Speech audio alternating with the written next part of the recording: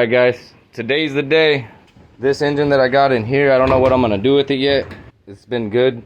It's lasted a long time. Haven't had no issues. New injectors, fuel rail, intake manifold, throttle body, sensors, distributor, engine mounts, all the seals, timing, water pump, oil pump, alternator, hoses, lines. After I do the engine swap, we're gonna start doing body work. I was gonna K-swap this, but came across this whole Humble Performance CRX and made a deal with Chris about getting it. If you guys following, watching the Humble Performance CRX and you guys are here from that, the engine is going to good use. Link in the description.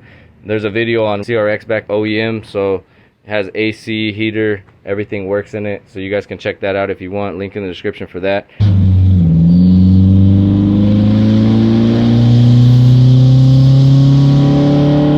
I already got the bumper off. I had to take it off just from coming into the backyard back here. We're gonna start taking this thing apart. I'll see you guys in a minute. So far right now we got the radiator drained, transmission drained. Right now we're working on fuel lines to take those off and disconnect them. We got CV shafts out, the suspension disconnected.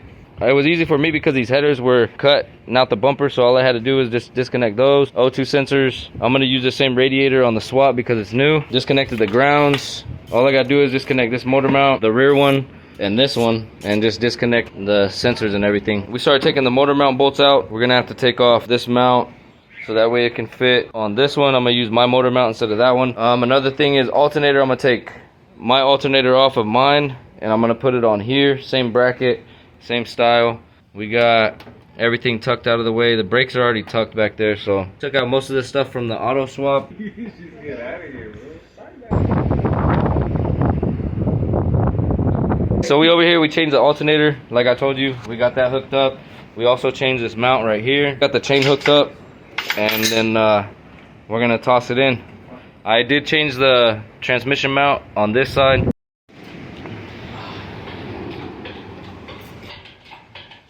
Alright guys, so far we got engine down a little bit. Took off the mount on that side. All motor mounts are bolted in. So I ordered this traction bar. It bolts up with a couple brackets onto the lower control arm. The front of these bolt where the stock tow hook mounts are. Just starting the day. Went and got some coffee, some things from Harbor Freight. We did get the front traction bar mounted. Got a couple bolts on this one. I was thinking about welding it. We'll see at the end. He's got 3-inch piping, which is off of the GTR, so that'll be all right. We'll use that just to get it to straight go out the back. So this right here is the PCV valve box. Basically it's for the crankcase ventilation. They had it on this tube and this hose that just went and it just dropped underneath the car somewhere. I already had a catch can. I had the PCV valve delete. Basically it just goes in like so, and then it has a bracket bolt up like that. Chris went ahead and cut this out. He didn't use the hole saw. He used his little handy tool right here. On this side he cut this out a little bit more, took off some more of the jagged edges. Chris made the brackets for the intercooler. Now we can take the jack out. We only had to cut a little bit of the core support on that side, just a tiny bit. It wasn't even that much. You can see that little corner that we took out right there, just enough for room. So right now I ran the fuel pressure regulator, mounted it right here. Got some of the grounds bolted. I just need to tighten them down. Also fuel line ran. I ordered this copper line oil pressure gauge, and I'm gonna have to take that off down there. You can see it in between different hoses that I have in the back and run that instead of these ones. Some of these are pretty ripped. So basically these two wires, I linked them together. There's two other ones that I left open that are for the reverse lights. Run a couple more for when it releases the key, so that way you can take it in and out. We still got to cut this hole out right here for the shift linkage. Change the pedals. We got them over there.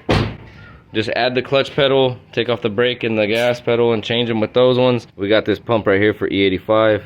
Walbro. I just depinned the plug that was for the original one. I just zip tied it here so that way it doesn't move. Zip tied these wires to where I just pinned them into their connector and the hoses, and we're done. And the lucky thing about this car compared to the CRX, when we're messing with it, we had to drop the tank, but on this one it just underneath the back seat. Hydraulic to manual. OBD2 to OBD1. I got the jumper harness. I can use my stock map sensor. The idle air control valve was different. OBD2 was this plug right here. The orange one we no longer will use. Blue is ground and yellow is hot. From that other harness that's over there on the floor, I cut the plug that went to the idle air control valve on this one and wired it on, shrink wrapped the wires.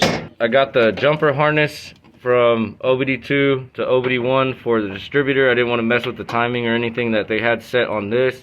I changed out my spark plug wires. The boost solenoid is connected. I need to connect the other catch can right here that's gonna go off of the valve cover on these two bolts. Life hack, bro. Don't spend money. Stupid shit. You can do it. Yeah. All it takes is using your brain. Yep.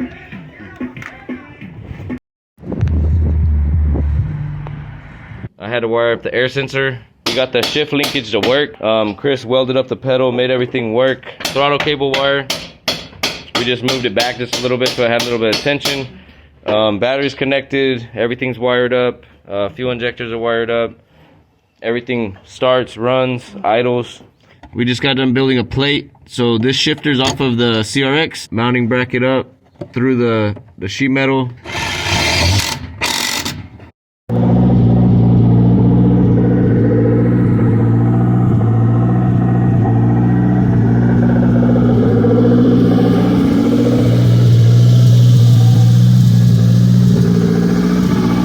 Alright guys, a little update on the swap so far. I was able to get the car done enough to run. Had a little issue with the idle air control valve. I switched one of the wires on ECU of the jumper harness because it was A14, it had to go to A12.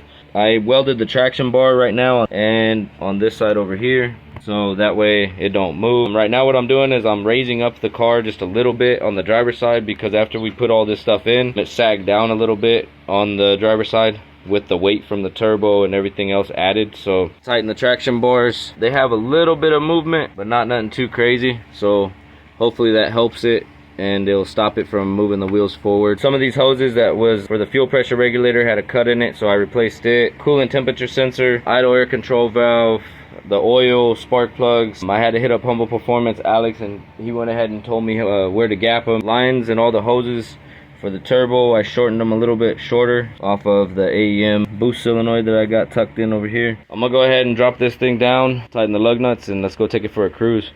See how it does.